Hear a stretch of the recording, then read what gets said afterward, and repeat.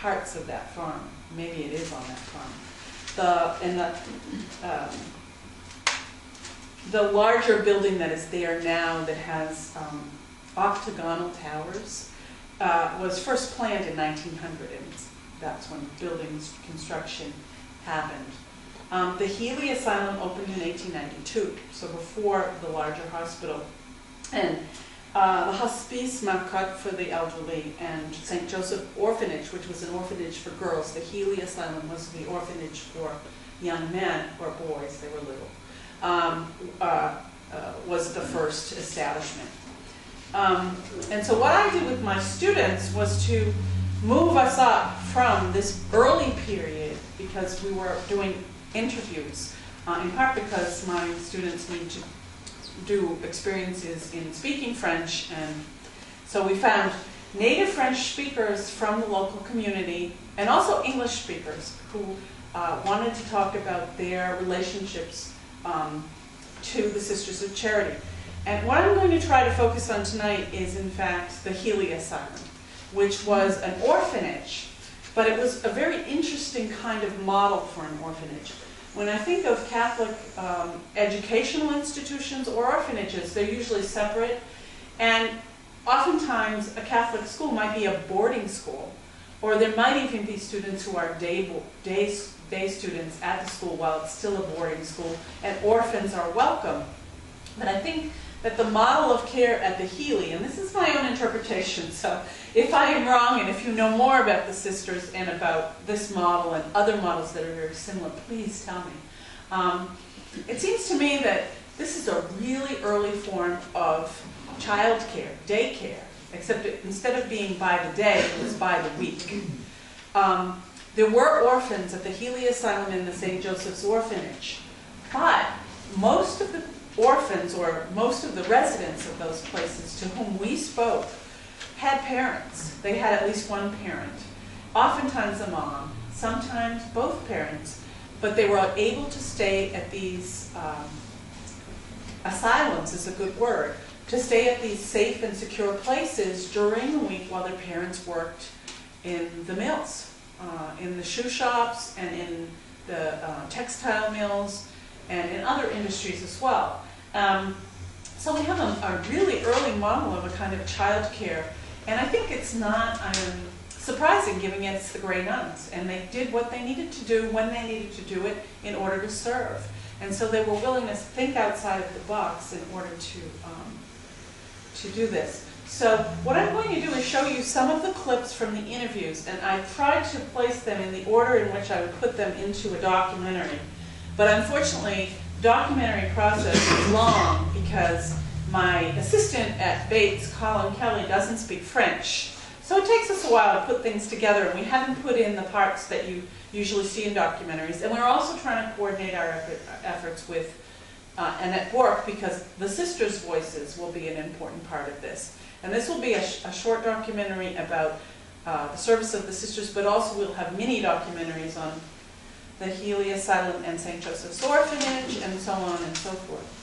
And if any of you, as I'm speaking, if you want to, interject something, if you know something that if I'm incorrect, because I am not from Lewiston, Auburn, so I'm coming at this as a scholar of societies that are in a transition from a rural society to an industrial society, and as a teacher of French, and French cultural studies. So please, if you know something about this, please let me know. Aliette will be the first person on our video. Well, you're a great interviewee.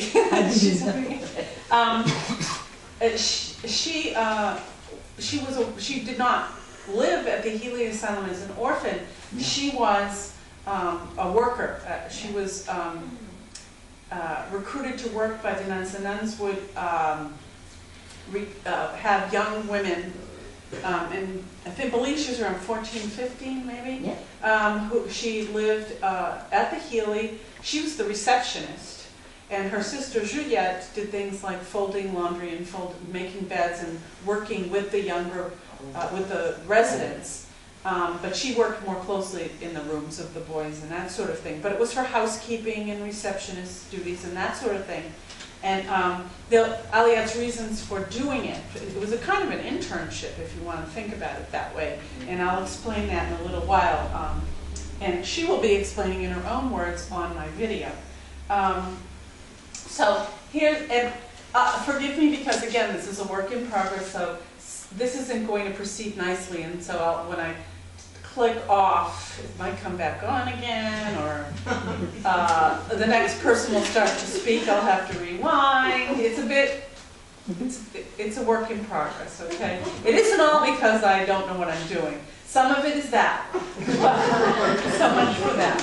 Okay, I don't want to be in the way here, so, and I am in the way. So, before I start that, I'm going to give you a translation of what Aliette says, because in case you don't speak French, some of you do, I know already.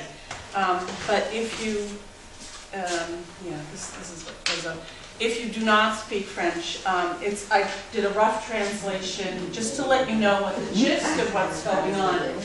I did not use last names with the individuals whom we interviewed. That's sort of traditional practice in cultural studies, but when they come, I guess I have to mention that they're correct. But you may recognize the faces. I'm not sure everyone was willing to participate in this project for educational purposes, for which I'm enormously grateful. So here's the first clip with Aliette. Let's see, hold. Les garçons qui étaient à la Sibérie, la plupart de ces jeunes qui n'avaient pas de parents, comment ça ils sont. Et puis il y en avait d'autres qui les parents travaillaient, ou la soir que la mère travaillait, et les enfants passaient la semaine au couvent à la Sibérie, et le samedi ou bien le vendredi soir, ils venaient chercher leurs enfants. Alors c'est moi qui ouvrais la porte et ils venaient chercher leurs enfants pour la fin de semaine. And next we'll have Marcel. And Marcel, one thing that was very typical was that there was short-term stays. And when I say short, it might be a couple of years, but not people who would be at the orphanage for their entire childhoods or up until the age of 12, which was the normal age where children had to leave. But if a family were in crisis, and there were lots of different kinds of crises, Marcel is someone who grew up in the 30s. So it's the height of the Great Depression. His mother became very ill. In fact, she died from a terminal illness that began some 10 years earlier. So she had 5 children, and when she became ill and had to go to into the hospital, and even she was also in a different kind of an asylum. I'm not sure what illness she had, but it sounded like tuberculosis, perhaps, but which was very prevalent in the local community. His dad had 5 children. It was the Depression. He was a barber, 25 cents a haircut, and he had to pack up the family belongings, store them in a garage, and the kids went off or packed off to the asylum where they found a safe haven. So Marcel stayed there for a while, and then when he was old enough, he actually was able to go home and help the family, help with his mother's care at home, do things like wash the dishes and so on. But he was at the Healy for some time, and he'll talk about that, and then after that will be another gentleman whose family broke up for a bit. The parents separated. I think his mom missed, she was originally from Lewiston and missed her family. And she came back to Lewiston, and his dad stayed in New York City. After my mother got sick, he broke up the household and stored his furniture in somebody's garage, and we all 5 of us went to the assistance for care.